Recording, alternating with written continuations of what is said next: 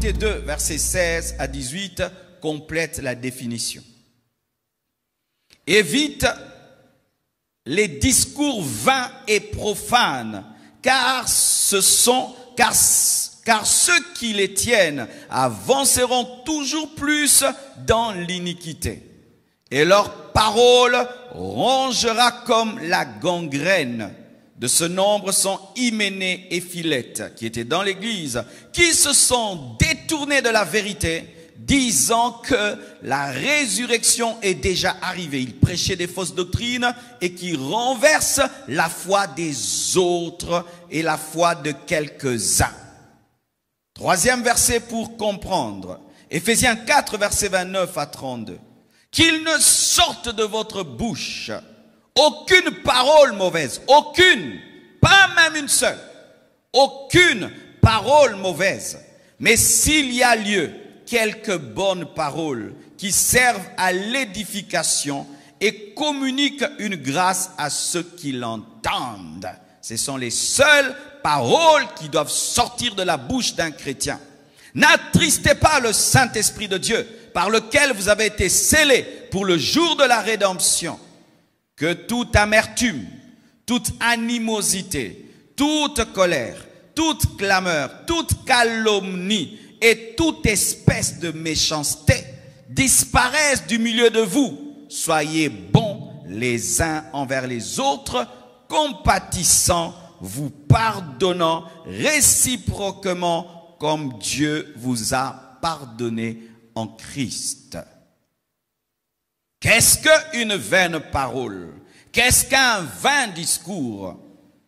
C'est une parole remplie de mensonges.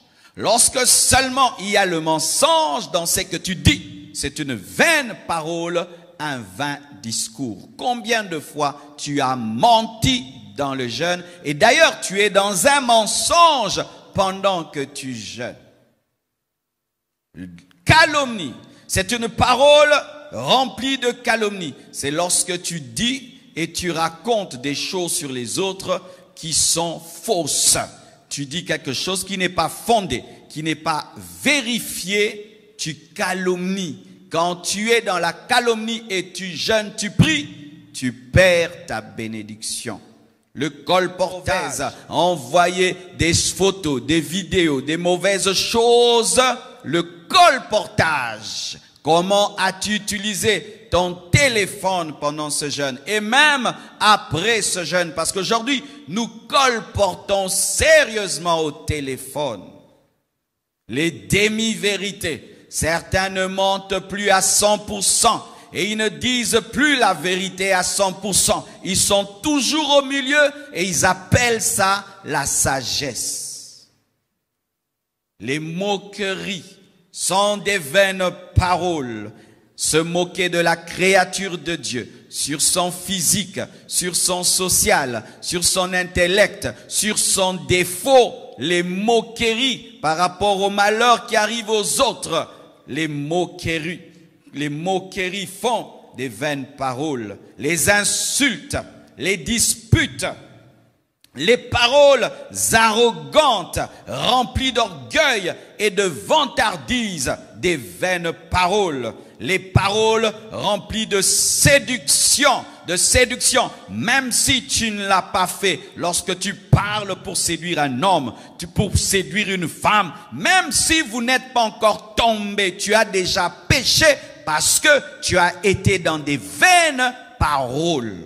Les flatteries, les chrétiens ne flattent pas, ils disent la vérité. Quand tu es un flatteur, tu es dans les vains discours. Et certains chrétiens vivent de flatterie comme des païens. Ils ne font que glorifier les autres. Glorifier les autres. Même si tu ne mérites pas ce compliment, ils te le donnent. Même si... Frère, les gens appellent ça, je le complimente. On complimente ce qui existe. Amen. Hein? On complimente ce qui existe. Et beaucoup d'autorités sont détruites aujourd'hui à cause des flatteurs qui leur disent toujours c'est bon, et ils te payent, c'est bon, et ils te donnent, ils t'aident. Tu vis dans des vains discours. Et beaucoup de prédicateurs aujourd'hui sont des flatteurs. Ils n'aiment pas déranger les consciences des gens. Ils aiment tout le temps les amens, les gloires à Dieu, que les gens soient debout quand ils prêchent. Et ils connaissent les péchés. Ils parlent jamais du péché. Ils parlent jamais de repentance. Motivation, motivation, motivation, motivation. La flatterie. Comment tu sais que les gens vivent mal? Tu prêches là-bas, tu prêches là-bas, tu prêches là-bas, alors que le problème est là. C'est la flatterie. On ne veut pas avoir une assemblée calme pendant qu'on prêche. On ne veut pas avoir des gens qui quittent l'église parce que le message les a touchés. Des gens qui t'insultent parce que tu as prêché. Il faut seulement dire des choses que les gens aiment. Comme ça, ils disent, je t'aime beaucoup, hein. Tu prêches bien. Les flatteries. Les flatteries ont changé. Beaucoup de messagers de Dieu en vains discoureurs qui parlent. Personne n'est changé. Qui parle. Personne n'est transformé. Qui parle. Personne ne prend une décision de se consacrer à Dieu. Des vains discours. Les insanités dans les paroles. Les vulgarités. Aujourd'hui, presque tout le monde devient vulgaire. Des insanités de partout et de partout tombent sur nous. Et de sorte que même les chrétiens, quand ils parlent de manière vulgaire. Des insanités, des choses impures dans le langage. Comment tu dis toujours des choses impures et sales? Tu te retrouves toujours dans des choses impures et sales. Les gens, d'ailleurs, prient pour que tu ne parles pas. Parce qu'il y a toujours une insanité qui sortira. Les vaines paroles. Les vulgarités, l'impudeur dans le langage, l'impudeur quand tu parles aux femmes, l'impudeur quand tu parles aux hommes, l'impudeur diminue la puissance, l'indiscrétion. Lorsqu'on te confie des secrets, tu ne sais pas les garder. Tu sais que quand tu révèles les secrets des autres, tu perds la puissance en les révélant. Oui, révéler les secrets des autres te fait perdre la puissance. Beaucoup de gens pensent qu'ils perdent la puissance que dans l'adultère et dans l'impudicité. C'est pourquoi là-bas, tout le monde est concentré. Moi, je ne fais pas ça. Mais il n'y a pas que là-bas que ça part. La bouche fait sortir la puissance. L'indiscrétion. Quelqu'un a confiance en toi. Il te dit et il pense que tu vas le garder, le cacher. Non, à peine il est parti, tu appelles et tu divulgues. Tu as perdu, pas seulement le secret, tu as perdu la puissance.